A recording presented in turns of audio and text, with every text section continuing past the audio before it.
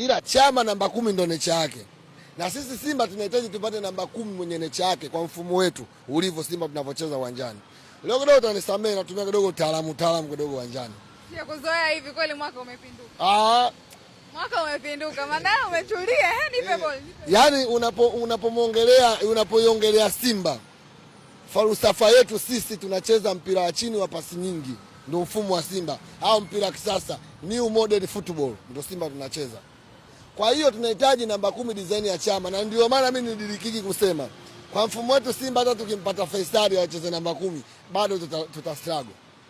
Hata tumpate nani awe Awaso mbaya, ni mzuri sana namba 10. Lakini Simba sisi mfumo wetu hauhitaji namba 10 kama wao, tunahitaji namba 10 kama Chama.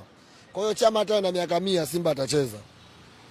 Hata afikishe miaka 50. Ndevu awe na mvi kichwani hivi, aje ndevu hivi. Tutamuhitaji sisi Chama. Hizi tetesi za Chama kurudi Simba zimewafurahisha wana Simba. Sio mimi peke yangu, wana Simba. Mimi naenda sana kwenye mechi za Simba uwanjani. Ukimsikiza kila mwana Simba anakuambia Chama akirudi anacheza. Kila mwana Simba moyo wake anaamini kwamba Chama akirudi anacheza.